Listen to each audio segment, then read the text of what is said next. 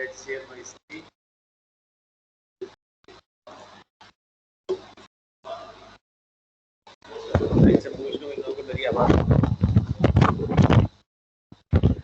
आरिफ अजीम खलील रहमान, मेरी आवाज आ रही हो तो रिस्पॉन्ड कर दो प्लीज।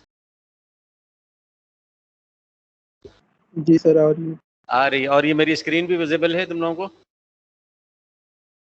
सर MS टीम्स वाली स्क्रीन मैंने शेयर की है अपनी, तो नजर आ रही है? सर MS टीम्स वाली नजर आ रही है। हाँ बस यही स्क्रीन है, ये देखिए, ये मेरा डेस्कटॉप है क्लास का, है ना?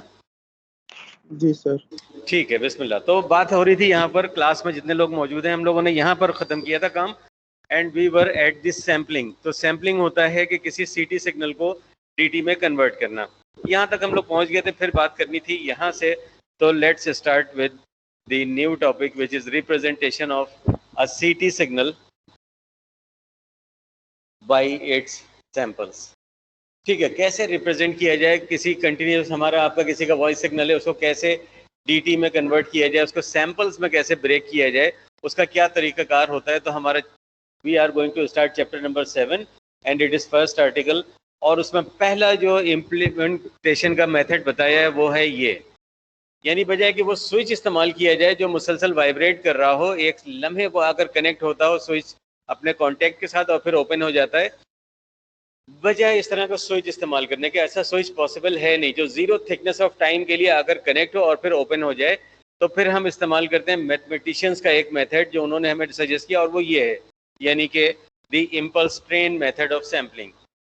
नाम से जाहिर है इम्पल्सेस की पूरी ट्रेन होगी, पूरा एक पीरियोडिक सिग्नल होगा जिसमें सारी इम्पल्सेस होंगी, and this is like nothing but like this. We need a hardware and we have to multiply ये जो भी original signal है this x of t with a p of t, where p of t is the signal which is pulse, not only a single pulse but a train of pulse, पूरी रेलगाड़ी पूरा इस तरह। तो क्या कर रहे हैं हम, मल्टीप्लाई कर रहे हैं टाइम डोमेन में पल्स ट्रेन को और दी ओरिजिनल सिग्नल को। We are going to multiply, as a result we shall get xp of t, यानी कि ये पल्सेस की फॉर्म में हमारा ओरिजिनल सिग्नल होगा।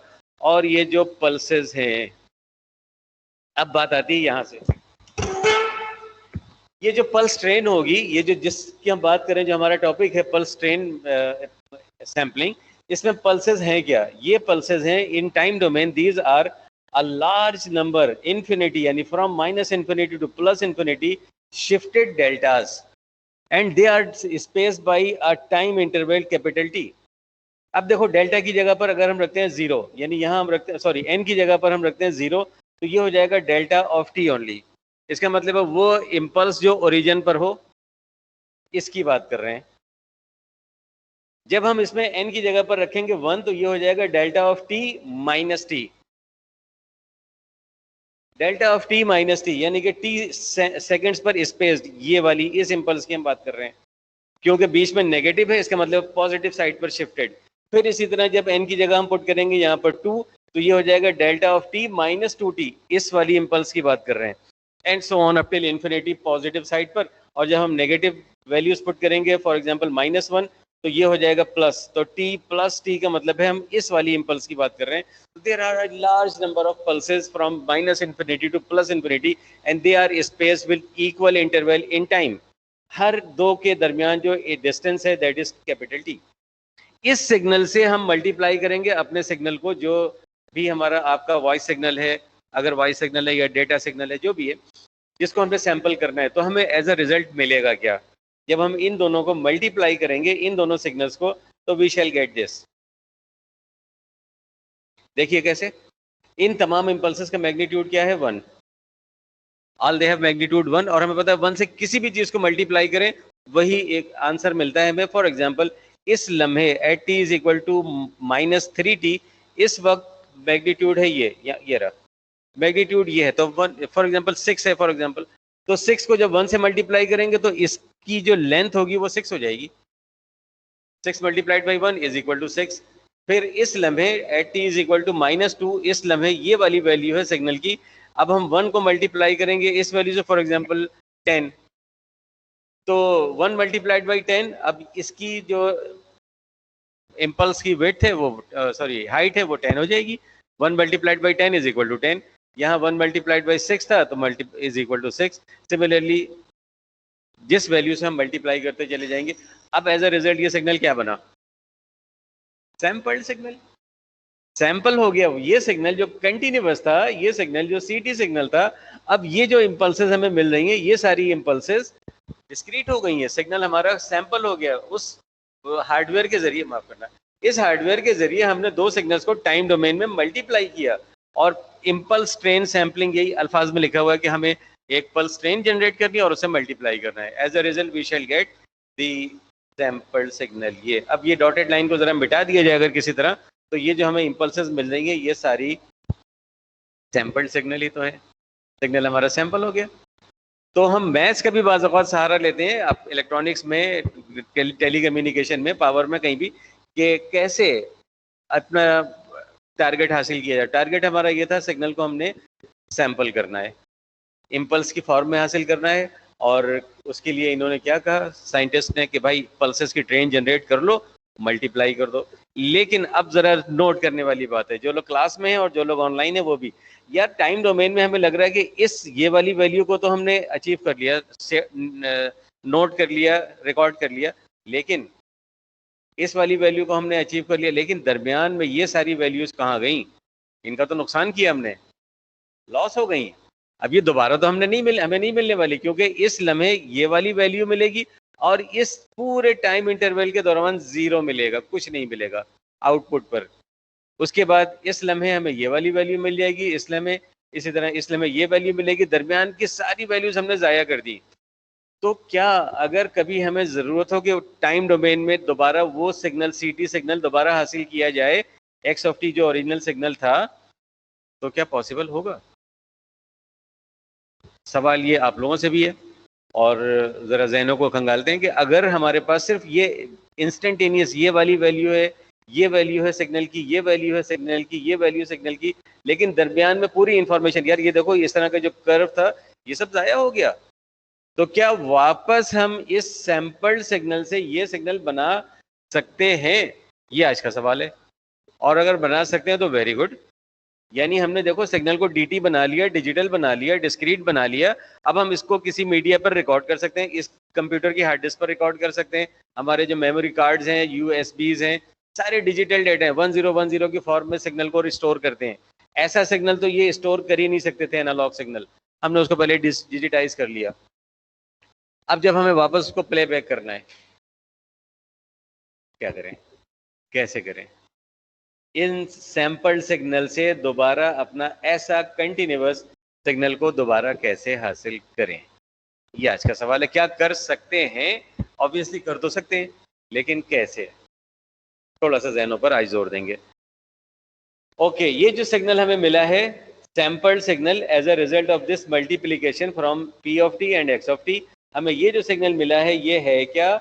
अब ये है, अगेन सारी डेल्टाज हैं, शिफ्टेड डेल्टाज हैं, जैसे कि ये डेल्टा -3 पर है, ये डेल्टा -2 पर है, ये डेल्टा -1 पर है, ये ओरिजिन पर है 0 पर, ये +1 पर, +2 पर। लेकिन साथ में आप ये देखिए कि इसका मैग्नीट्यूड जो है वो वेरी हो रहा है according to what? The original signal. यानी n की जगह पर जब हम रखते हैं 0 तो ये हो जाएगा x ऑफ 0। x ऑफ 0 का मतलब है ओरिजिन पर जो वैल्यू थी फंक्शन की, ये वाला मैग्नीट्यूड, ये एक कांस्टेंट वैल्यू है। कांस्टेंट वैल्यू मल्टीप्लाई हो रही है इम्पल्स के, जिसका मैग्नीट्यूड 1 है। तो क्या होगा जब हम 1 को मल्टीप्लाई करेंगे तो उसकी value according to x of 0 vary हो जाएगी, जैसे यहाँ वेरी हो गई। पहले इसका मैग्नीट्यूड 1 था, अब 1 नहीं है, हो सकता है 3 हो, 5 हो, 10 हो, according to this signal. Origin पर इसकी क्या वैल्यू है ना?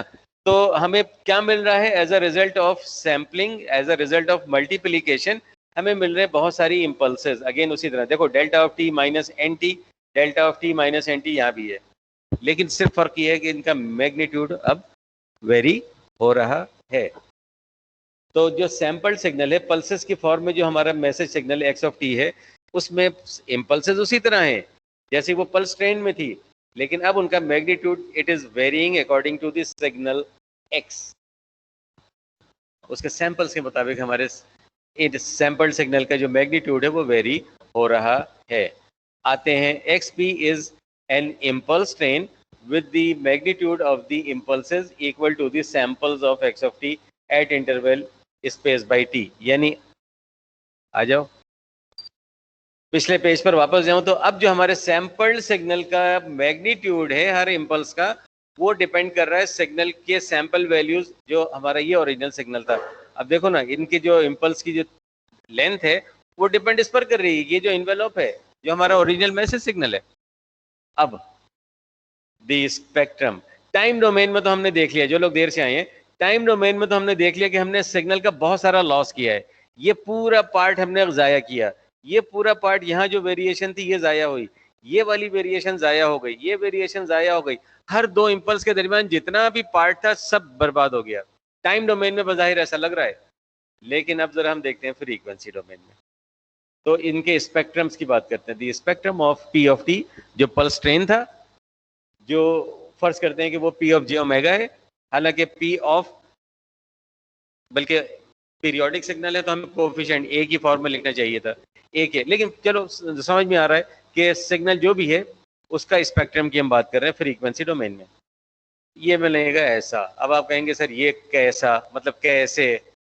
ये कैसे कि टाइम डोमेन में भी इम्पल्सेस है, फ्रीक्वेंसी डोमेन में भी they are impulses and space by K omega S. तो कैसे? फिर वापस जाऊं पिछले पेज पर, ये था हमारा पल्स ट्रेन जिसके स्पेक्ट्रम की हम बात कर रहे हैं। इसमें है क्या, एक इम्पल्स ओरिजिन पर है, एक इम्पल्स टी सेकेंड के बाद है, एक इम्पल्स 2t सेकेंड के बाद है, फिर 3t सेकेंड के बाद, इसी तरह -1t सेकेंड, -2t सेकेंड, -3 से, और प्लस इन्फिनिटी से माइनस इन्फिनिटी। टाइम डोमेन में इम्पल्सेस हैं, माफ करना, पल्स ट्रेन बहुत सारी इम्पल्सेस का मजमूआ। तो फ्रीक्वेंसी डोमेन में भी जब हम इसका स्पेक्ट्रम निकालेंगे तो ये अगेन हम देख रहे हैं इम्पल्सेस हैं। क्यों? क्योंकि एक तो पीरियोडिक सिग्नल है, पीरियोडिक सिग्नल में एक फंडामेंटल फ्रीक्वेंसी होती है और फिर उसके सारे इंटीग्रल मल्टीपल्स होते हैं। तो फंडामेंटल फ्रीक्वेंसी क्या है यहाँ पर? दिस सैम्पलिंग फ्रीक्वेंसी, जो डिपेंड, फिर मैं पिछले पेज पर वापस जा रहा हूँ बार बार, क्या है इनके दरमियान स्पेसिंग टी, टी का इनवर्स करें 1/t करें तो f sampling frequency in hertz, और उसको 2 पाई से मल्टीप्लाई करें तो ओमेगा एस रेडियन पर सेकंड में, ये वही ओमेगा एस है, ये वाला सैम्पलिंग फ्रीक्वेंसी। यानी दो इम्पल्सेस के दरमियान जो टाइम है उसका फंक्शन है ओमेगा एस, यानी 2 पाई/t। अभी आएगा कहीं फार्मूला इसी पेज पर, ये रहा, सॉरी, ग्राफिकली सारी इम्पल्सेस है। अच्छा, मैं बात कर रहा था कि क्यों इम्पल्स, क्यों टाइम डोमेन में भी इम्पल्स, फ्रीक्वेंसी डोमेन में भी इम्पल्स। तो जरा सोचो, के की वैल्यू जब हम रखेंगे 0 रखेंगे तो ये हो जाएगा delta of omega minus omega S. वो जो मैंने 6 पेयर्स आपको याद करने को दिए थे उसमें क्या था? एक था एक्सपोनेंशियल फंक्शन, एक्सपोनेंशियल फंक्शन। अब हम क्योंकि फ्रीक्वेंसी डोमेन में, तो अब हम बात करेंगे फोरियर वाली। फोरियर कहता है दुनिया का हर सिग्नल एक्सपोनेंशियल से मिलकर बना है। एक्सपोनेंशियल का अगर वो 6 पेयर्स आपको याद है तो एक्सपोनेंशियल का जो फ्रीक्वेंसी डोमेन इक्विवेलेंट होता है वो डेल्टा होता है।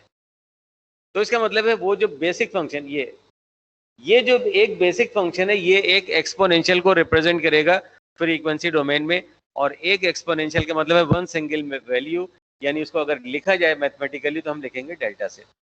फ्रीक्वेंसी डोमेन में भी वो सारे इम्पल्स ट्रेन ही है, लेकिन ग्राफिकली जब हम इसको प्लॉट करेंगे इस पी ऑफ जे ओमेगा को, तो देखिए जब हम उसमें के की वैल्यू रखेंगे 0 तो ये हो जाएगा डेल्टा ऑफ ओमेगा, इसकी बात कर रहे हैं। के की वैल्यू रखेंगे 1, फर्स्ट हार्मोनिक, के की वैल्यू 1 रखेंगे तो ये हो जाएगा delta of omega minus omega S, ये वाली शिफ्टेड जो ओमेगा एस पर शिफ्टेड है। फिर इसी तरह के की वैल्यू 2 रखिए तो 2 ओमेगा एस पर, 3 रखिए 3 ओमेगा एस पर, नेगेटिव वैल्यूज भी पुट करनी है, minus omega, -2 omega, -3। Frequency domain में भी ये इम्पल्सेस ही हैं। पीरियोडिक सिग्नल था, बेसिक फंक्शन था, तो फ्रीक्वेंसी डोमेन में भी पल्स ट्रेन एक पल्स ट्रेन ही है, लेकिन फर्क ये है कि टाइम डोमेन में उन दोनों के दरमियान, दो पल्सेस के दरमियान डिस्टेंस है टी का, जबकि यहाँ दो पल्सेस के दरमियान डिस्टेंस है ओमेगा एस का, सैम्पलिंग फ्रीक्वेंसी का, and omega is nothing but 2 pi. Okay, ये हो गया स्पेक्ट्रम किसका? पल्स ट्रेन का। हमें इसमें कोई इंटरेस्ट नहीं है इसका स्पेक्ट्रम क्या होता है, हमें तो जरूरत है कि जो हमने सिग्नल सैंपल किया है एक्स पी ऑफ टी, उसका स्पेक्ट्रम कैसा होगा। From the multiplication property of Fourier transform. अभी पिछले लेक्चर में हम लोगों ने फोरियर ट्रांसफॉर्म की ये प्रॉपर्टी पढ़ी है। टाइम डोमेन में अगर दो सिग्नल मल्टीप्लाई हो तो फ्रीक्वेंसी डोमेन में क्या होता है, याद तो होगा नहीं किसी को, मैं याद दिलाता हूँ। पिछले पेज पर वापस जाता हूँ फिर रेफरेंस के लिए। टाइम डोमेन में हमने दो सिग्नल्स को मल्टीप्लाई किया है, एक्स ऑफ टी को इस सिग्नल को multiplied by P of T इस सिग्नल को। तो टाइम डोमेन में अगर मल्टीप्लीकेशन होती है तो फोरियर ट्रांसफॉर्म की प्रॉपर्टी मल्टीप्लीकेशन प्रॉपर्टी कहती है कि फ्रीक्वेंसी डोमेन में क्या होगा, कॉन्वोल्यूशन होगा। ग्रेट। तो फ्रीक्वेंसी डोमेन में कॉन्वोल्यूशन होगा, ये रहा। टाइम डोमेन में हमने मल्टीप्लाई किया था तो हमें स्मॉल एक्स पी मिला था। फ्रीक्वेंसी डोमेन में उनका स्पेक्ट्रम, उनके जो इंडिविजुअल स्पेक्ट्रम थे वो आपस में कन्वॉल्व होंगे। और ये जो डिवाइडेड बाई 2 पाई है ये वही बैलेंसिंग फैक्टर है, क्योंकि 2 पाई हर जगह अपीयर होता है in omega domain. 2 pi F होता है ना, तो फ्रीक्वेंसी से 2 पाई को मल्टीप्लाई करते हैं और ये उसको बैलेंस करने के लिए डिवाइड बाई 2 पाई। तो फ्रीक्वेंसी डोमेन में कॉन्वोल्यूशन का एक और डिफरेंट मतलब है, वो क्या, 4.8 ये हम लोगों ने एक एग्जांपल की थी जिसकी मैं यहाँ भी मैंने एग्जांपल दी है। 4.8 पिछले लेक्चर में हम लोगों ने इसको कवर किया था, जिसमें इम्पल्स ट्रेन का हम लोगों ने फोरियर ट्रांसफॉर्म निकाला था।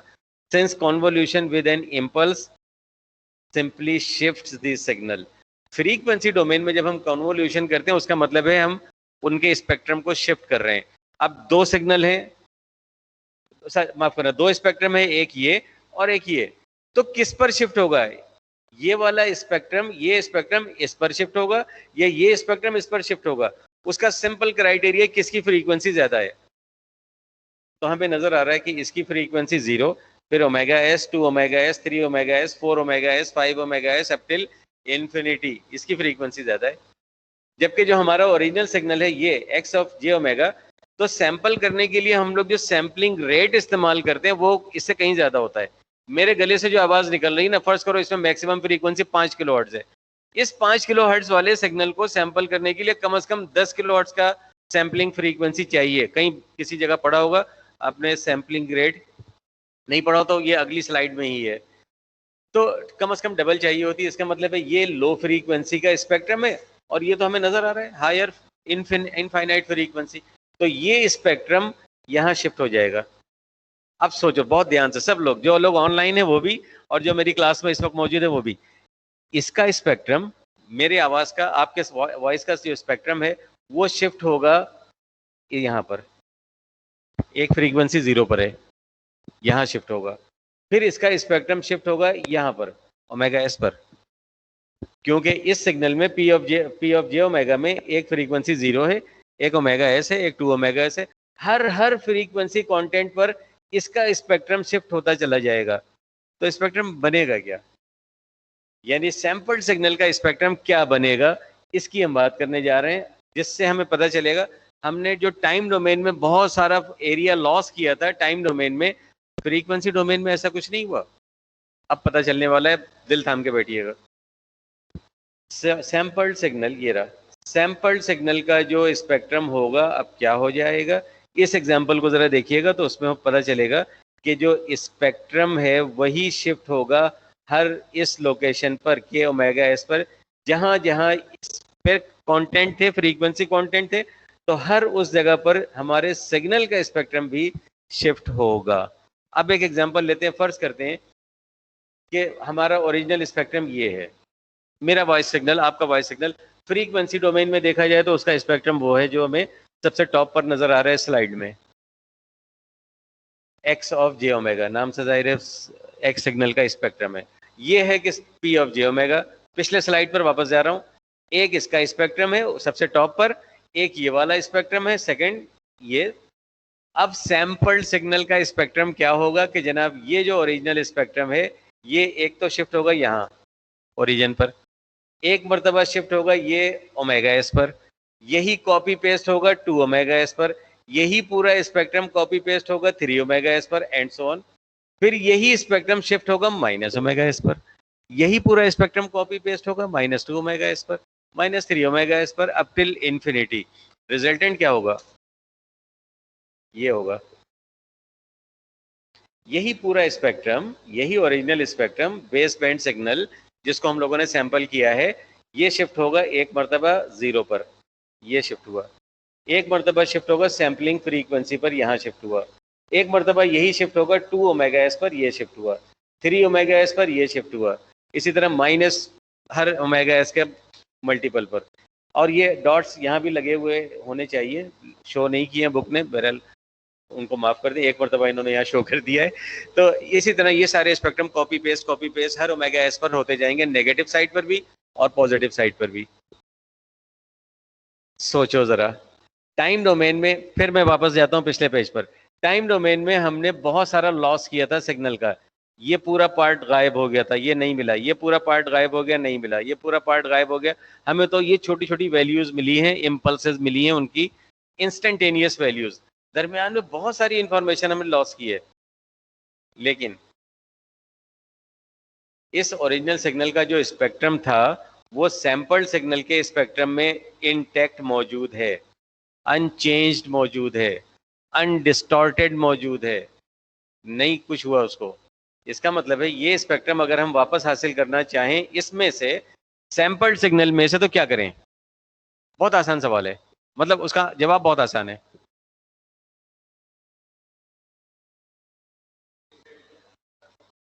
नहीं, और उससे भी ज्यादा आसान, ठीक है, आई एग्री, उससे भी आसान। इस स्पेक्ट्रम में से, ये जो थर्ड स्पेक्ट्रम है, इस स्पेक्ट्रम में से मुझे सिर्फ इतना पार्ट चाहिए, माइनस ओमेगा एम से प्लस ओमेगा एम, या और आसान करता हूं, 0 से लेकर ओमेगा एम तक, क्योंकि ये तो रेप्लिका नेगेटिव फ्रीक्वेंसीज है। 0 से ओमेगा एम तक की सारी फ्रीक्वेंसीज पास हों और उससे ऑनवर्ड सब खत्म हो जाए। मल्टीप्लाई किससे करें? Your right, low pass filter यार। लो पास फिल्टर ऐसा फिल्टर जो 0 हर्ट्ज से लेकर के ओमेगा एम तक की तमाम फ्रीक्वेंसीज को तो पास कर दे, ओमेगा एम के ऑनवर्ड सारी फ्रीक्वेंसीज स्टॉप कर देगा। तो क्या होगा? ये मिलेगा क्या, ये वाला पार्ट? बोलो ना, नहीं मिलेगा, लो पास फिल्टर से नहीं गुजरेगा, ये वाला पार्ट नहीं गुजरेगा। हायर जितने भी अप टिल इन्फिनिटी जितने भी हैं सब मर जाएंगे, बचेगा क्या? ये बचेगा। ये क्या है? As it is original spectrum जो हमने जिसको सैंपल किया था वापस मिल गया। तो टाइम डोमेन में बहुत सारा नुकसान नजर आ रहा था कि यार हमने बहुत उसका कीमा कर दिया, बहुत सारी चीजें, बहुत सारी इंफॉर्मेशन, दो सैंपल्स के दरमियान जितनी भी वेरिएशन थी सब लॉस हो गई। अब पता नहीं वो सिग्नल वापस मिलेगा कि नहीं। मिल रहा है। कैसे मिल रहा है? इस सिग्नल को, इस पूरे स्पेक्ट्रम को आप गुजार दें एक लो पास फिल्टर से जिसकी कट ऑफ फ्रीक्वेंसी इतनी हो कम से कम ओमेगा एम तक, तो 0 से ओमेगा एम, और वो तो रेप्लिका है नेगेटिव साइड पर जो कि हमारी दुनिया में एग्जिस्ट नहीं करता। तो ओरिजिनल स्पेक्ट्रम मिल गया वापस। लो पास फिल्टर से गुजरने के बाद ये सारी पहाड़ियां जो हैं, ये omega S, 2 omega S, 3 omega S, ये सारे स्पेक्ट्रम मर जाएंगे, नहीं गुजर पाएंगे, नहीं गुजर सकेंगे लो पास फिल्टर से, क्योंकि लो पास फिल्टर की cut off frequency omega M है। मेरे गले से जो आवाज निकल रही है 5 किलो हर्ट्ज, जैसे मैंने एग्जांपल दी थी, 5 किलो हर्ट्ज का लो पास फिल्टर इस्तेमाल कर लीजिए, 0 से लेकर 5 किलो हर्ट्ज तक के ये सारे कंपोनेंट गुजर जाएंगे और ये उसकी सारी नेगेटिव कंटेंट है। फिल्टर जब भी डिजाइन करते हैं पॉजिटिव फ्रीक्वेंसी के लिए डिजाइन करते हैं, नेगेटिव फ्रीक्वेंसी हमारी दुनिया में तो होती ही नहीं है ना, ये तो उसका मैथमेटिकल रेप्लिका होता है, क्योंकि कोसाइन के अंदर दो इंपल्सेस होती है, एक पॉजिटिव फ्रीक्वेंसी की, एक नेगेटिव फ्रीक्वेंसी की। ओरिजिनल सिग्नल वापस मिल गया भाई। इसका मतलब है सैंपल्ड सिग्नल में से हम अपना ओरिजिनल सिग्नल निकाल सकते हैं वापस। कैसे? लो पास फिल्टर यूज करके हमें अपना स्पेक्ट्रम, ये स्पेक्ट्रम वापस मिल जाएगा। लेकिन एक शर्त है। शर्त क्या है? कि ये जो कॉपी जनरेट हुई है ओमेगा एस की, ये ओमेगा एस इतना दूर होना चाहिए कि इसका ये जो कंटेंट है omega S minus omega M, ये इसके अंदर इंटरफियर ना कर जाए भाई। ये सोचने वाली बात है। अगर ओमेगा एस की वैल्यू इतनी हो, फर्ज करो ओमेगा एस यहाँ होता, इस जगह पर जहां ये माउस है, इस जगह होता, तो क्या होता? यहाँ पर इसका पीक होता और ये इसकी टेल यहाँ अंदर आ रही होती। अब दो स्पेक्ट्रम आपस में ओवरलैप कर गए, एक दूसरे में इंटरफियर कर जाएंगे। जरा इस डायग्राम को देखिए, इसमें क्या हो रहा है? एक ओरिजिन पर तो ये स्पेक्ट्रम शिफ्ट हुआ क्योंकि ओरिजिन पर एक कंटेंट था। अब अगली कॉपी जनरेट होगी ओमेगा एस पर, ये रही ओमेगा एस पर, ये वाला, ये जो डॉटेड लाइन है यहाँ से लेकर ये हमारा ओरिजिनल स्पेक्ट्रम है, ये जो ओमेगा एस पर शिफ्ट हुआ है, लेकिन उसके दरमियान डिस्टेंस इतना कम है कि इसकी जो बैकवर्ड टेल है ये वाली, ये इस ओमेगा एस के अंदर आ गई। अब देखो ये है डिकेइंग, ये है राइजिंग, ये दोनों एक दूसरे का इम्पैक्ट कैंसिल कर देंगे, कैंसिल करके क्या हो गया, फ्लैट हो गया। अब 0 से लेकर ओमेगा एम तक ये वाला पार्ट जो होगा, ये मैक्सिमम फ्रीक्वेंसी ओमेगा एम जिसको हम लोगों ने कहा था, ओमेगा एम तक ये स्पेक्ट्रम, अब हम फिल्टर वही इस्तेमाल करें जो हम लोगों ने ये फिल्टर इस्तेमाल किया था, माफ करना, ये जो फिल्टर, ये जो इसको फ्लैश कर रहा है, ये हमारा लो पास फिल्टर है। ये जब हम इम्प्लीमेंट करेंगे तो हमें अपना ओरिजिनल स्पेक्ट्रम वापस मिल जाएगा, जो ऊपर हमें नजर आ रहा है ये वाला। ये सब कुछ इसमें से नहीं गुजर सकेगा। अब ये फिल्टर जरा सोचो हम इसके ऊपर इम्प्लीमेंट करें, मैं लेकर आता हूँ यहाँ से इसको कॉपी करके,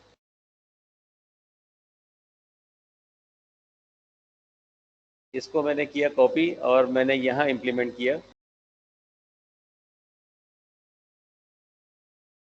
क्या ये इस फिल्टर के अंदर जो चीज़ हमें नज़र आ रही है ये हमारा ओरिजिनल स्पेक्ट्रम है? नहीं है। कब होता ये? जब ओमेगा एस, इसको ज़रा मैं, ये जब ओमेगा एस हमारे पास सॉरी, ये ओमेगा एस इतना दूर होता, यहाँ कहीं अगर होता, पर चलो यहाँ होता, तो ये वाली कॉपी जो जनरेट हो रही होती ये बहुत दूर होती। जब बहुत दूर होती तो ये फिल्टर भी अगर हम इस्तेमाल करते तो सिर्फ क्या मिलता, ये हमारा ओरिजिनल स्पेक्ट्रम, क्योंकि ये फर्स्ट कॉपी ओमेगा एस यहाँ कहीं बहुत दूर होता। उसी के लिए एक मोहतरम, ये नीचे नजर आ रहे हैं, उनका नाम नजर आ रहा है ग्रीन में, मोहतरम थे नाइक्वेस्ट। इन्होंने कहा कि यार जब आपने सैंपल करना हो ना तो अल्लाह के वास्ते सैम्पलिंग फ्रीक्वेंसी, ये जो ओमेगा एस है, अल्लाह के वास्ते तो नहीं कहा होगा क्योंकि नाम से तो मुसलमान नहीं लग रहा है, खैर इन्होंने कहा था कि सैम्पलिंग फ्रीक्वेंसी आप रखिएगा greater than 2 omega M. Sampling frequency, ये उनकी, उन्हीं के नाम पर सैम्पलिंग थ्योरम है। तो सैम्पलिंग फ्रीक्वेंसी वो फरमाते हैं कि ये इस गड़बड़ से बचने के लिए, इस गड़बड़ से बचने के लिए क्या करें, ये सैम्पलिंग फ्रीक्वेंसी आप जरा दूर रखिए। कितना दूर रखिए? 2 ओमेगा एम से ज्यादा रखिए। देखो इक्वल भी नहीं कहा है, इसने कहा है ग्रेटर देन 2 ओमेगा एम से ज्यादा रखें। 2 ओमेगा एम, ओमेगा एम क्या है? ये जो लीस्ट सॉरी मैक्सिमम फ्रीक्वेंसी है, एम फॉर मैक्सिमम, ये जो मैक्सिमम फ्रीक्वेंसी उसके डबल से भी ज्यादा रखें। उसका इम्पैक्ट क्या होगा? उसका इम्पैक्ट ये होगा जो पिछले पेज पर था, ये कि ये जो कॉपी जनरेट होगी ओमेगा एस वाली, वो इसके अंदर आकर इंटरफियर नहीं करेगी। अब हम ये फिल्टर भी अगर यूज करेंगे, माफ करना, ये फिल्टर भी यूज करेंगे तो अगली वाली कॉपी नहीं आ रही है इसके अंदर, बिल्कुल ओरिजिनल स्पेक्ट्रम ये वाला हमें वापस मिल जाएगा। लेकिन अगर ओमेगा एस की वैल्यू होती 2 ओमेगा एम से लेस, तो ये वाला पार्ट जो है omega S minus omega M, ये इसके अंदर आ जाता, इंटरफियर कर जाता, गलत सिग्नल मिलता, हमें गलत स्पेक्ट्रम मिलता, जैसे कि ये वाला है, गलत स्पेक्ट्रम मिलता। तो मिस्टर नाइक्वेस्ट ने फरमाया था कि भाई सैंपल करते हुए ख्याल रखो ओमेगा एस जो होगा सैम्पलिंग फ्रीक्वेंसी, वो आप 2 ओमेगा एम से ज्यादा रखें। वेयर ओमेगा एम क्या है? वो डिपेंड करता है कि वो दो इम्पल्सेस के दरमियान डिस्टेंस कितना रख रहे हैं आप, टाइम का डिस्टेंस, कितनी देर के बाद सैंपल ले रहे हैं, that is 2 pi divided by T. ये दो इम्पल्सेस के दरमियान टाइम का डिस्टेंस है, 1 मिली सेकेंड, 1 माइक्रो सेकेंड, 1 गीगा, वो 1 नैनो सेकेंड, 1 सोन। तो ये वो इस पर डिपेंड करती है ओमेगा एस सैम्पलिंग फ्रीक्वेंसी, और सैम्पलिंग फ्रीक्वेंसी होनी चाहिए मैक्सिमम फ्रीक्वेंसी इन दी सिग्नल। जो मेरा वॉइस सिग्नल है, मेरे गले से 5 किलो हर्ट्ज की ज्यादा से ज्यादा आवाज निकलती है, तो डबल हो कम से कम। तो मिस्टर नाइक्वेस्ट के नाम पर ये थ्योरम पूछी जाती है इंटरव्यूज में, वाइवा में, कि नाइक्वेस्ट की थ्योरम क्या है, तो आप बहुत आसानी से बता सकते हैं कि मिस्टर नाइक्वेस्ट के मुताबिक, अकॉर्डिंग टू नाइक्वेस्ट थ्योरम या according to sampling theorem, the sampling frequency should be greater than twice of maximum frequency in the signal. अल्फाज में लिखा हुआ है, तो मैक्सिमम फ्रीक्वेंसी के ट्वाइस से ज्यादा होनी चाहिए, एटलीस्ट ट्वाइस, एटलीस्ट इक्वल हो, लेकिन उससे ज्यादा हो तो बहुत अच्छा है। ज्यादा हो तो क्या कि ये स्पेक्ट्रम और दूर जाकर बनेगा। बुरे से बुरा लो पास फिल्टर भी, चाइना का फिल्टर भी यूज करेंगे तो उसमें एज अ रिजल्ट हमें सिर्फ इतना ही पार्ट मिलेगा, क्योंकि ये फर्स्ट कॉपी बहुत दूर होगी। लेकिन अगर इज इक्वल टू 2 ओमेगा, तो ये दो स्पेक्ट्रम आपस में बिल्कुल एक दूसरे को टच कर रहे होंगे, यानी इसकी ये वाली टेल, अपर टेल, और इसकी ये वाली टेल बिल्कुल एक दूसरे को यहाँ टच कर रही होगी।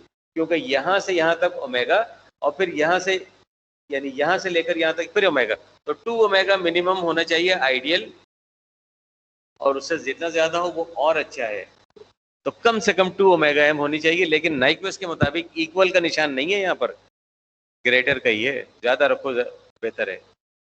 अब हम लो पास फिल्टर अगर इस्तेमाल करेंगे, ये वाला जो स्पेक्ट्रम की कॉपी है, फर्स्ट कॉपी है, ये अगर यहाँ कहीं फॉर एग्जांपल ये वाली होती, दरम्यान में कुछ ना होता, ये फर्स्ट कॉपी होती, ये ओमेगा एस होती, तो देखो ना कितना ही बुरा फिल्टर यूज कर लें, सिर्फ उतना ही पार्ट मिलेगा जो हमारा ओरिजिनल स्पेक्ट्रम ओरिजिन पर है। कुछ कहना चाह रहे हैं? ओके, एक और इंटरप्रिटेशन, इसकी जरा ग्राफिकल व्यू देखते हैं। ये हमारा ओरिजिनल, मेरा आपका किसी का वॉइस सिग्नल है, ये उसका स्पेक्ट्रम है, ओरिजिन के अलॉन्ग है, कहीं से लेकर के यानी ओमेगा एम से लेकर के माइनस ओमेगा एम तक। ये हमारी सैम्पलिंग फ्रीक्वेंसी, वो पल्स ट्रेन है, जिसमें हर 2 पल्सेस के दरमियान जो डिस्टेंस है वो टी नॉट है। इसका स्पेक्ट्रम ये रहा। इनमें ये भी पल्स ट्रेन्स हैं, बहुत सारी पल्सेस हैं, लेकिन इनमें 2 पल्सेस के दरमियान जो डिस्टेंस है वो देखो 1/T0 है। जितना T0 कम होगा, यानी जितनी सैम्पलिंग फ्रीक्वेंसी ज्यादा होगी, उतना 2 इंपल्सेस के दरमियान डिस्टेंस कम होगा। जितना T0 कम होगा, ये T0 जितना कम होगा तो 1/T0 उतना ज्यादा होगा। यानी ये पहली वाली इंपल्स, और एक तो ओरिजिन पर होगी, ये जो पहली इंपल्स है ये और दूर होगी। जितना ज्यादा T0 को कम करेंगे, उतना इन 2 इंपल्सेस के दरमियान ओरिजिनल या सॉरी ओरिजिन वाली और जो फर्स्ट कॉपी है उनके दरमियान डिस्टेंस उतना ज्यादा होगा। तो एज ए रिजल्ट क्या होगा, ये अगर स्पेक्ट्रम था तो ये देखो स्पेक्ट्रम एक तो शिफ्ट हुआ यहाँ पर ओरिजिन पर, ये नजर आ रहा है, और एक शिफ्ट होगा यहाँ पर, इधर इसका सेंटर है, ये देखिए ओवरलैपिंग। इस ओवरलैपिंग को कैसे अवॉइड करेंगे? सैम्पलिंग फ्रीक्वेंसी बढ़ाकर। सैम्पलिंग फ्रीक्वेंसी बढ़ाएंगे तो असल में हम इन 2 पल्सेस के दरमियान जो डिस्टेंस है उसको कम कर रहे होंगे। फ्रीक्वेंसी और टाइम पीरियड एक दूसरे का इनवर्स होते हैं, तो सैम्पलिंग फ्रीक्वेंसी जितनी ज्यादा होगी उतना इन 2 पल्सेस के दरमियान जो डिस्टेंस है वो कम होता चला जाएगा, लेकिन यहाँ डिस्टेंस बढ़ता जाएगा। फ्रीक्वेंसी बढ़ा रहे हैं ना, तो एक तो फ्रीक्वेंसी ओरिजिन पर है, एक फ्रीक्वेंसी और ज्यादा दूर आएगी, बजाय 5 किलोहर्ट्ज के 50 किलोहर्ट्ज पर हो, उतना ज्यादा अच्छा है। तो नेक्स्ट जो स्पेक्ट्रम बनेगा, जो कॉपी बनेगी, जनरेट होगी, वो उतना ज्यादा दूर होगी जितनी हमने हाई फ्रीक्वेंसी रखी होगी इस सैम्पलिंग के लिए। इफेक्ट ऑफ अंडर सैम्पलिंग, ये वो बदतरीन कंडीशन है जब हम नाइक्वेस्ट रेट को फॉलो नहीं करते। नाइक्वेस्ट ने जो सजेस्ट की, अटेंडेंस शीट चलाते रहना बेटा, तो नाइक्वेस्ट ने जो सैम्पलिंग रेट प्रोवाइड किया है कि यार 2 से ऑफ मैक्सिमम फ्रीक्वेंसी से ज्यादा होना चाहिए। अगर हम कहें चल बे बकवास करता है, नाइक्वेस्ट साहब जो है वो बकवास करते हैं, हम अपनी मर्जी से सैम्पलिंग फ्रीक्वेंसी रखेंगे, 5 किलोहर्ट्ज की मैक्सिमम फ्रीक्वेंसी है, हम 7 किलोहर्ट्ज से सैंपल कर लेंगे, जाओ, क्या होगा? वही होगा जो मंजूर खुदा होगा। देखते हैं क्या होगा। तो होगा अंडर सैम्पलिंग का मतलब है नाइक्वेस्ट रेट से कम पर सैंपल करोगे अगर, तो क्या होगा? एलियाजिंग। उसका जो टेक्निकल नेम है वो कहलाता है एलियाजिंग, और एलियाजिंग को हम लोग 2 डिफरेंट अंदाज में डिफाइन करेंगे, एक फ्रीक्वेंसी डोमेन में, एक टाइम डोमेन में। कैसे होता क्या है, पहले तो एलियाजिंग की बात करते हैं। ये हमारा ओरिजिनल स्पेक्ट्रम था जिसको अभी हमने कंसीडर किया पिछले सवाल में, मतलब पिछले स्लाइड्स में। ये हमारा ओरिजिनल स्पेक्ट्रम है, एक्स ऑफ ओमेगा। अगर ये स्पेक्ट्रम है तो अंडर सैम्पलिंग करेंगे तो क्या होगा? लेस देन 2 ओमेगा एस रखें अगर हम सैम्पलिंग फ्रीक्वेंसी, ये वही हरकत होगी, स्पेक्ट्रम्स आपस में एक दूसरे में ओवरलैप कर जाएंगे। ये वाला तो ओरिजिनल स्पेक्ट्रम है, ये रहा। पहली कॉपी जो जनरेट हुई उसकी लोअर टेल इसके अंदर आकर इंटरफेयर कर गई, जो 2 ओमेगा एस पर शिफ्ट हुआ उसकी लोअर टेल आकर इसके अंदर इंटरफेयर कर गई। ये डिकेइंग था, ये राइजिंग है, एक दूसरे का इम्पैक्ट कैंसिल करके फ्लैट हो गए। अब भाई साहब यहाँ से लेकर के यहाँ तक ये जो मैं रेड पेन से जरा इसको हाईलाइट करूं, यहाँ से लेकर के ये जो स्पेक्ट्रम है जिसको मैं रेड कलर से जरा हाईलाइट कर रहा हूँ, माइनस ओमेगा एम से प्लस ओमेगा एम तक, क्या ये ओरिजिनल स्पेक्ट्रम है? ऊपर जरा नजर उठाकर देखें, क्या ये ऐसा है? ऑब्वियसली नहीं, बिगड़ गया। फ्रीक्वेंसी डोमेन में स्पेक्ट्रम का डिस्ट्रॉय हो जाना एलियाजिंग कहलाता है। फ्रीक्वेंसी डोमेन में अगर मैंने डेफिनेशन लिखी नहीं है, आप लोग नोट कर लीजिएगा। aliasing is, what is aliasing? In frequency domain, the destruction of spectrum is called aliasing. अगर हमारा स्पेक्ट्रम बिगड़ जाए, तबाह हो जाए, बर्बाद हो जाए, उसकी शेप बिगड़ जाए, उसकी शक्ल बिगड़ जाए, उसको हम लोग कहते हैं एलियासिंग। लेकिन अगर आपसे कोई कहता है नहीं भाई मुझे फ्रीक्वेंसी डोमेन का तो पता ही नहीं है, टाइम डोमेन में बता दो, तो टाइम डोमेन के लिए थोड़ा सा भी इंतजार करेंगे। एक तो हमने जब अंडर सैम्पलिंग की तो हमने देखा कि ये जो फर्स्ट कॉपी जनरेट हुई है वो इतनी करीब आ गई कि इसका ये लोअर पार्ट यानी omega S minus omega M less than omega M था। इसका मतलब है इंटरफेयर कर गया सिग्नल, माफ करना, स्पेक्ट्रम हमारा डिस्ट्रॉय हो गया। अब ओरिजिनल स्पेक्ट्रम नहीं मिल सकता। अब अगर फिल्टर लगाएंगे तो ये मिलेगा जो रेड पेन से मैंने हाईलाइट किया है, ये ओरिजिनल स्पेक्ट्रम नहीं है, नहीं है। भले से 20%, 10%, 5%, 1% भी अगर स्पेक्ट्रम बिगड़ जाए एलियासिंग कहलाएगी। इवन 1%, कहाँ 99 रिटेन है, 1% अगर शेप यहाँ से बिगड़ गई, फॉर एग्जाम्पल ये यहाँ से इतना फ्लैट हो जाता है, बस ये हमारा ओरिजिनल स्पेक्ट्रम नहीं रहा, ये अगर फ्लैट हो जाता है इतना सा 1% ओनली, वो भी कहलाएगी एलियासिंग। तो फ्रीक्वेंसी डोमेन में, in frequency domain the destruction of spectrum is called aliasing.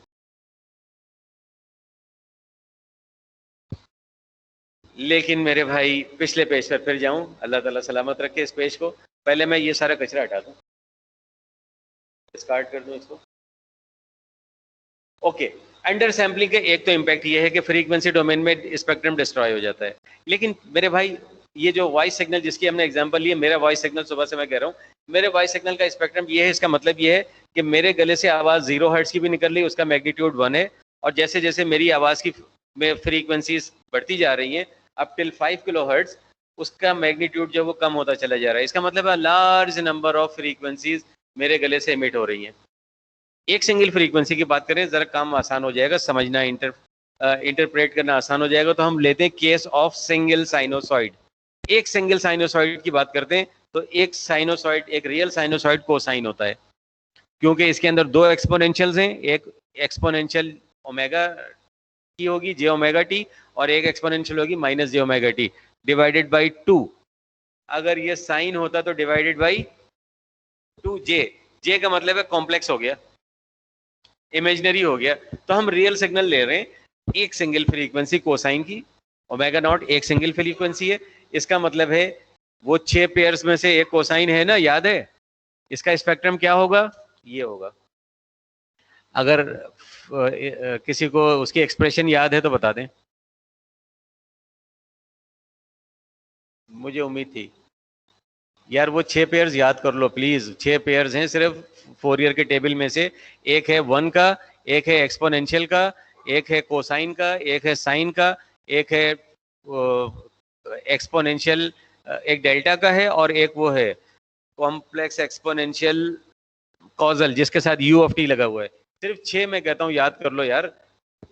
खैर, कोसाइन का अगर आपको याद नहीं मैं बता देता हूँ, that is 2 pi delta omega minus omega naught plus delta omega minus omega naught. 2 impulses हैं, तो ये है ओमेगा माइनस ओमेगा नॉट जिसमें 1 पाई ये रहा, ये है delta omega plus omega naught जिसका मैग्नीट्यूड पाई है। तो उस टेबल को देखिए 4.2 को, उसके अंदर इस कोसाइन का जो स्पेक्ट्रम नजर आएगा उसके मुताबिक it has 2 impulses at omega and minus omega. Single frequency की बात कर रहे हैं। आप जरा नोट मैं बताता हूँ आपको, जो पॉजिटिव फ्रीक्वेंसी है उसको मैंने सॉलिड लाइन से शो किया है, मतलब बुक ने, और जो नेगेटिव वाला कंपोनेंट है उसको ब्रोकन लाइन से शो किया है। उसका रीजन है अभी, क्योंकि हमें इंटरप्रेट करना है कि जब बहुत सारा स्पेक्ट्रम में बहुत सारी इंपल्सेस आ जाएंगी तो कौन सा अपर फ्रीक्वेंसी को रिप्रेजेंट कर रहा है, कौन सा लोअर को। यह है एक सिंगल फ्रीक्वेंसी का spectrum. Let us focus on the effect of change in signal frequency omega naught। अब हम चेंज करेंगे फ्रीक्वेंसी ओमेगा। तो जब देखो ओमेगा नॉट को अगर हम बढ़ाएंगे तो इसका मतलब है ये ओरिजिन से और दूर होता चला जाएगा। ये अगर 5 किलो हर्ट्ज है इस वक्त, तो 10 किलो हर्ट्ज यहाँ डबल फासले पर होगा, 15 किलो हर्ट्ज इसके 3 गुना फासले पर होगा। लेकिन अगर ओमेगा नॉट को हम कम करेंगे तो ये ओरिजिन के नजदीक आएगा, है ना? फ्रीक्वेंसी कम हो जाएगी तो भाई ओरिजिन के नजदीक आएगा ना।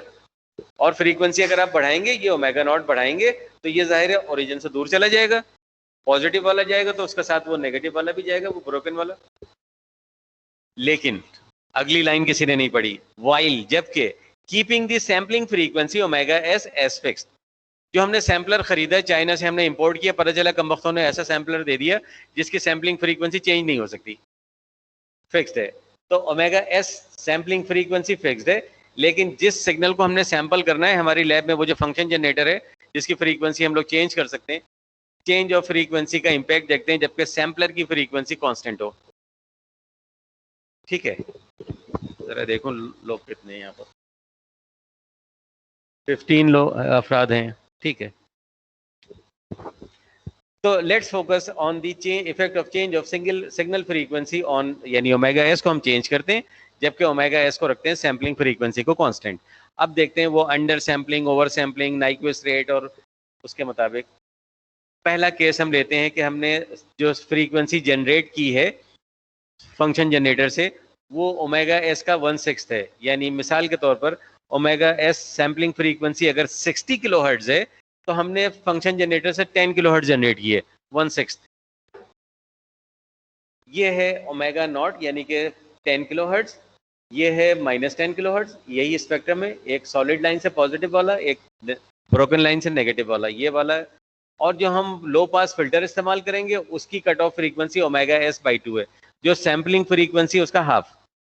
ओके, ये स्पेक्ट्रम जो ओरिजिन पर है ओमेगा नॉट पर, माइनस ओमेगा नॉट पर, फिर देखो ओमेगा एस पर शिफ्ट हुआ तो ये है omega S plus omega naught होगा ऑब्वियसली। ये वाला क्या होगा, omega S minus omega naught. Okay, बहुत दूर है ये स्पेक्ट्रम ओरिजिनल, ये ओमेगा एस 6 गुना ज़्यादा दूर है।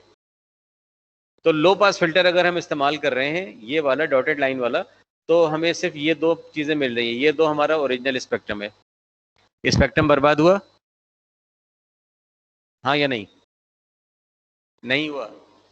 क्यों नहीं हुआ यार, ये इस्तेमाल करोगे फिल्टर तो यही दोनों चीजें तो मिल रही ना जो हमारे ओरिजिनल स्पेक्ट्रम में थी कोसाइन के, कुछ नहीं हुआ, यानी नो एलियासिंग।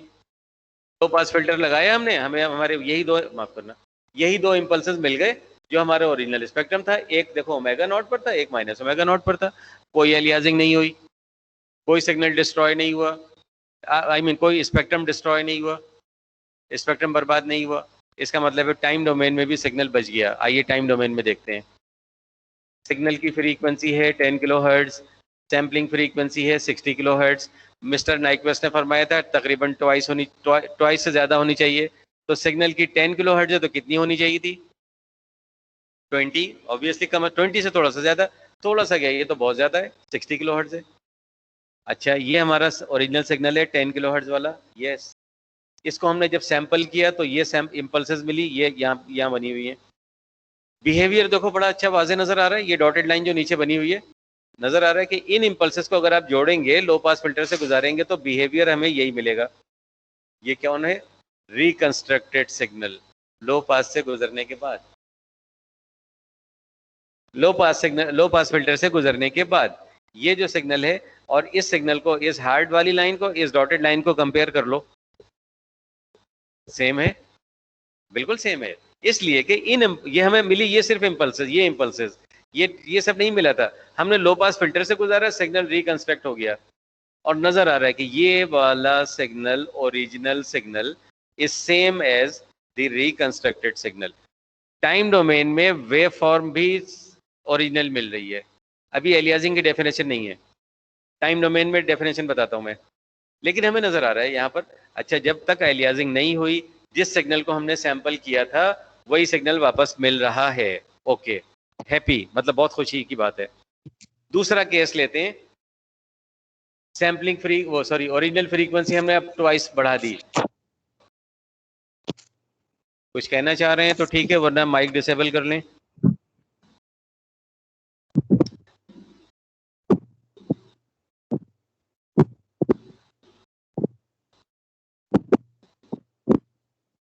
मुझे बंद करना पड़ेगा फिर, तो सर बंद करेंगे इनका माइक। शराफत से ना माने बिलावल हैं, जो शराफत से ना माने तो सर बंद कर देते हैं। ओके, हमने कर दी अब कितनी 20 किलोहर्ट्ज कर दी। नाइक्वेस्ट के फरमान के मुताबिक 40 किलोहर्ट्ज कम से कम होनी चाहिए थी। अभी भी हम 60 किलोहर्ट्ज से सैंपल कर रहे हैं, हमारा सैंपलर की फ्रीक्वेंसी तो कांस्टेंट है 20 है, 40 कम से कम होनी चाहिए थी, 60 से सैंपल कर रहे हैं। ये हमारा ओरिजिनल स्पेक्ट्रम है omega naught, omega minus omega naught वाला। ओके, ये रहा ओरिजिनल स्पेक्ट्रम। अगला स्पेक्ट्रम जो शिफ्ट हुआ ये ओमेगा एस कहाँ है, 60 पर है, तो जाहिर है 60 से यहाँ ये 20 तो ये 40 होगा, है ना। लो पास फिल्टर वही हमने अप्लाई किया, ये लो पास फिल्टर वही है ओमेगा एस बाई 2 वाला है। अभी भी इस फिल्टर से क्या गुजर रहा है, हमारा ओरिजिनल स्पेक्ट्रम ही गुजर रहा है, कोई और चीज इसके अंदर शामिल नहीं हो रही। ये कंपोनेंट तो इसके अंदर नहीं आया ना, दो इम्पल्सेस ही मिल रहे हैं, एक ओमेगा नॉट पर, एक माइनस ओमेगा नॉट पर, वही हमारा ओरिजिनल स्पेक्ट्रम है। इसका मतलब है स्पेक्ट्रम सलामत तो टाइम डोमेन में सिग्नल भी सलामत। ये रहा X R is equal to exactly equal to X of T. तो ओरिजिनल माफ करना, मैं हाथ से इशारा करता हूँ ज़रा जो लोग क्लास में नहीं है, तो ये ओरिजिनल स्पेक्ट्रम ही हमें लो पास फिल्टर के अंदर मिल रहा है। नाइक्वेस्ट रेट अभी भी फॉलो हो रहा है, तो एलियाजिंग नहीं हुई। No aliasing means time domain में सिग्नल उसी तरह सलामत। वही अब हम उसको टाइम डोमेन में देख रहे हैं। 20 किलोहर्ट्ज का सिग्नल है ये वाला हार्ड वाला। 20 किलोहर्ट्ज के सिग्नल को हमने जब सैंपल किया 60 किलोहर्ट्ज से, ये इम्पल्सेस मिली, ये इम्पल्सेस, इनको जब हमने लो पास फिल्टर से गुजारा, ये सिग्नल रिकंस्ट्रक्ट होगा। बिहेवियर वैसे ही नजर आ रहा है कि ये अगर है तो उसके बाद अगला ये आएगा, फिर बिहेवियर यूं होगा। अब हमने देखा कि नोट करें यही बिहेवियर, यही सिग्नल, यानी ये हार्ड लाइन और ये डॉटेड लाइन दोनों एक जैसी हैं। अभी भी मैं एलियाजिंग की डेफिनेशन नहीं दे रहा, वो डेफिनेशन अभी थोड़ी देर में आने वाली है। टाइम डोमेन में सिग्नल जैसा जिसको हमने सैंपल किया था वही सिग्नल मिल रहा है। क्यों? स्पेक्ट्रम डिस्ट्रॉय नहीं हुआ इसलिए। अब हमने और फ्रीक्वेंसी बढ़ाई, अब हमने की ओमेगा एस बाई 6 का 4 टाइम्स, यानी अब हमारे पास सिग्नल की फ्रीक्वेंसी है 40 किलोहर्ट्ज। 20 किलोहर्ट्ज हमने और बढ़ा दी। नाइक्वेस्ट के फरमान के मुताबिक कितनी होनी चाहिए, 80, लेकिन हमारा सैम्पलर कमबख्त कांस्टेंट फ्रीक्वेंसी का है, 60 का है, 80 नहीं है। अब क्या होगा, अब देखिए ये है ओमेगा नॉट, ये वाला हार्ड लाइन से शो, ये वाला कहाँ है, ओमेगा नॉट पर 40 किलोहर्ट्ज पर। ये डॉटेड लाइन कहाँ है, -4, ये रही यहाँ पड़ी हुई है। लेकिन जब हमने फिल्टर अच्छा फर्स्ट कॉपी जो ओमेगा एस पर शिफ्ट हुई है उसका लोअर पार्ट ये वाला है, omega S minus omega naught. अब जब हमने फिल्टर अप्लाई किया तो हमें फिल्टर से ये फिल्टर वही है ओमेगा एस बाई 2, लेकिन इसके अंदर जो कंटेंट मिल रहे हैं हमें वो ये दोनों हैं। रिमेंबर, एक ये मिल रहा है, एक ये मिल रहा है, जबकि ये वाला पार्ट ओमेगा एस पर शिफ्टेड स्पेक्ट्रम का लोअर पार्ट है, ब्रोकन लाइन से है, इसीलिए हार्ड लाइन नहीं शो की थी। असल स्पेक्ट्रम ये है, ये वाला और ये वाला, ये जो हमारे हैं ओमेगा नॉट वाला और माइनस ओमेगा नॉट, ये रहा ओमेगा नॉट वाला हार्ड लाइन ये, और ये डॉटेड लाइन यहाँ गई है। ये तो फिल्टर की रेंज से ही बाहर है। फिल्टर कितना है, ओमेगा एस बाई 2 30 किलोहर्ट्ज का है, क्योंकि ओमेगा एस है इस वक्त 60, 30 किलोहर्ट्ज का फिल्टर है। हमने फ्रीक्वेंसी जनरेट की 40 किलोहर्ट्ज, वो तो इस फिल्टर की रेंज से ही बाहर है भाई। अब फिल्टर के अंदर क्या मिल रहा है, इन दोनों का डिफरेंस। किन दोनों का, इन दोनों का।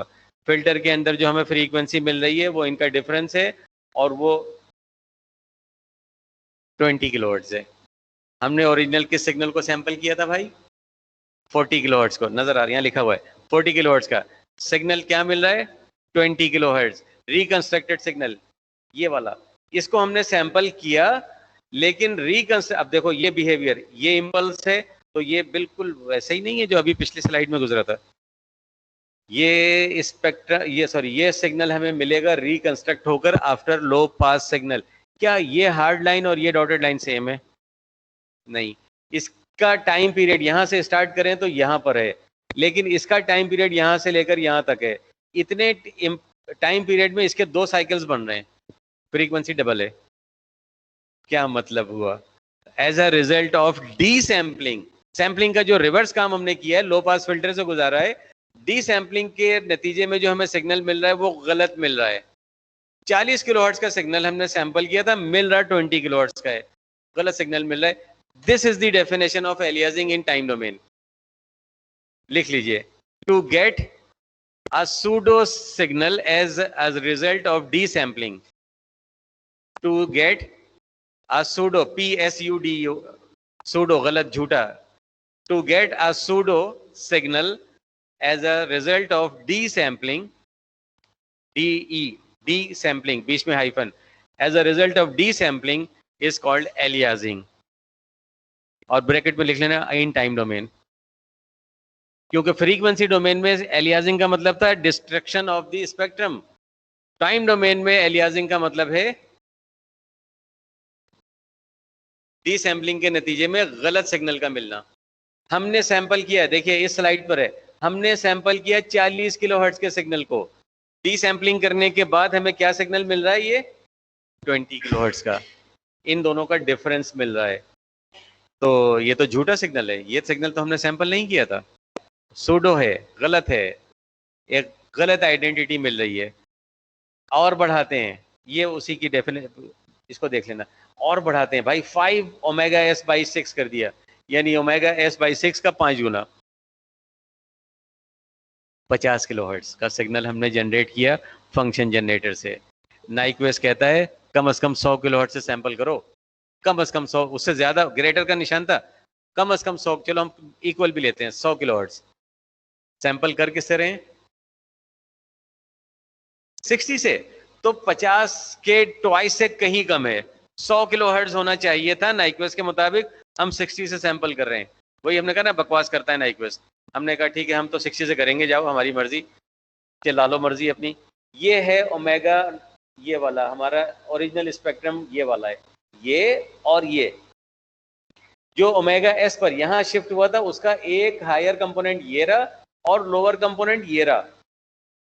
अब फिल्टर अप्लाई कर लो, करते हैं अप्लाई, ये वाला फिल्टर हमने अप्लाई किया, अरे कहाँ, ये वाला फिल्टर हमने अप्लाई किया, इस फिल्टर की रेंज में कौन आ रहा है, ये दो आ रहे हैं, एक पॉजिटिव पर एक नेगेटिव पर, लेकिन ये है इन दोनों का डिफरेंस, इन दोनों का डिफरेंस कितना बनेगा डिफरेंस, 10 किलोहर्ट्ज। क्या हम 10 किलोहर्ट्ज को सैंपल कर रहे हैं ना, हम तो 50 किलोहर्ट्ज को सैंपल कर रहे हैं। एलियासिंग अगर कर गई, ये जो कॉपी जनरेट हुई थी ओमेगा एस की, उसका लोअर पार्ट आकर स्पेक्ट्रम घुस गया इसके अंदर। फ्रीक्वेंसी डोमेन में भी हमें एलियासिंग नजर आ रही है और टाइम डोमेन में भी एलियासिंग नजर आएगी। भाई ये रही, जब हम इस सिग्नल को जो 50 किलोहर्ट्ज का सिग्नल है इसको सैंपल करेंगे तो हमें ये एक सैंपल ये मिलेगा, एक सैंपल ये मिलेगा, एक ये मिलेगा। अब जरा इस बिहेवियर को देख लो, इस बिहेवियर के मुताबिक रिकंस्ट्रक्टेड सिग्नल ये होना चाहिए, डॉटेड वाला जो है 10 किलोहर्ट्ज का।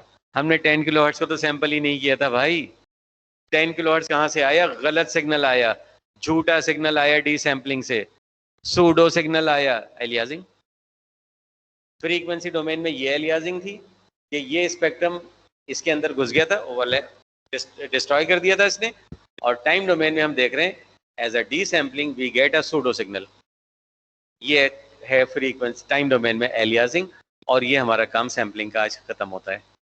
सेक्शन बी को भी मैंने यहाँ तक पहुँचा दिया था कल, और आप लोग भी यहाँ तक पहुँच गए। अब हमारा एक टॉपिक रहता है मिड टर्म से पहले, फाइनल से पहले। अब हमारा वैसे तो 2 टॉपिक हैं, लेकिन एक मेन टॉपिक रहता है जी ट्रांसफॉर्म। जी ट्रांसफॉर्म शायद तुम लोगों ने पिछले सेमेस्टर मैथ्स में थोड़ा सा टच तो किया होगा, कॉम्प्लेक्स वाले सिग्नल में, कोर्स में, कॉम्प्लेक्स वेरिएबल एंड ट्रांसफॉर्म में। तो जी ट्रांसफॉर्म थोड़ा सा देखेंगे, उसको हम यहाँ कैसे अप्लाई करेंगे। तो कुछ सवाल हैं 7.1 से लेकर के 6 तक और 8 से लेकर 11 तक। इसमें से सैम्पलिंग में से एक सवाल लाजमी आता है फाइनल में। अच्छा, सारी अफवाहें जो सुबह मैं कह रहा था दम तोड़ गई हैं, वो काजी सलमान साहब की जो मेल आई है, तो अब हमारा मिड टर्म जो है वो 19 से है, तो हमारा पूरा वीक अभी हमारे पास अगला मौजूद है। तो इसके बाद वाला टॉपिक तो हम लोग कंप्लीट कर लेंगे, यानी जी ट्रांसफॉर्म 2 क्लासेस में हो जाता है। नहीं भी हुआ तो मिड टर्म के बाद वाला जो पूरा वीक है उसमें हमारे पास जी ट्रांसफॉर्म को कंप्लीट कर लेंगे, और जो एक आखिरी छोटा सा नन्ना सा टॉपिक बचता है वो है फिल्टर्स का। तो टाइम मिला तो उसका कोई सवाल आता नहीं है फाइनल में, तो हमारे पास ये काम तो तकरीबन कंप्लीट हो गया। मैं अर्ज ये कर रहा था, हाँ शेड्यूल मैंने देखा अभी, तो पहला पेपर तो हमारा ही है, सिग्नल एंड सिस्टम का ही पेपर है, और सर तला एहसन ने रिकमेंड किया है कि हम रखते हैं मिड टर्म को मिड तक। मिड से मुराद आधा कोर्स हमारा होता है बिल्कुल स्टार्ट ऑफ लेक्चर नंबर 1 से लेकर के कोरिलेशन तक, जहाँ मैंने पहले आप लोगों को कह दिया था कि मोस्ट प्रॉब्ली यहाँ तक रहेगा। तो मिड टर्म में हम लोग जीरो से मुराद लेक्चर नंबर 1 से लेकर के कोरिलेशन तक दे रहे हैं, 4 ईयर सीरीज से पहले। तो कोरिलेशन में DT कोरिलेशन के हम लोगों ने जो सवाल किए थे वहां तक की चीजें देख लीजिएगा। अब वो लेक्चर जो भी हो उसको देख लेना। और अटेंडेंस में जल्दी से पहले आप लोगों के सामने डाउनलोड कर लूँ, ये आ गई है अटेंडेंस।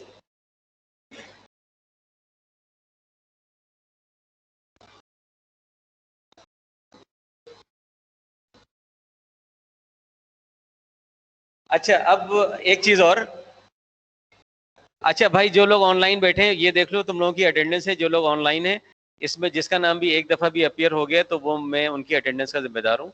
तो ये मैंने देखो सेव नहीं किया, ये एक्चुअल अटेंडेंस मैंने डाउनलोड कर ली है। तो जो लोग ऑनलाइन है और जो मेरे पास सामने बैठे हुए हैं, तो अटेंडेंस शीट हो गई अपडेट? ठीक है, थैंक यू, ये मुझ तक पहुँच गई है। अच्छा, फिर जरा कुछ बातें और हो जाएं, क्योंकि फिर अब हमारी मुलाकात मंडे को होगी। तो लेक्चर नंबर 1 से लेकर के लेक्चर ऑफ कोरिलेशन तक, DT कोरिलेशन तक, वहाँ तक हम लोग मिड टर्म में दे रहे हैं। और पेपर एक ही होगा तमाम सेक्शंस का, जाहिर है यही होगा, UIT में ही होगा, ऑन कैंपस होगा। अभी ऑनलाइन की कोई बात नहीं हुई है। तो एक सिंगल पेपर है, चारों सेक्शन का सिमिलर होगा। तो आधा पेपर मैं बना रहा हूँ, आधा पेपर सर तला एहसन बना रहे हैं, यानी 4 सवाल हम लोग देंगे और उसमें से 2 सवाल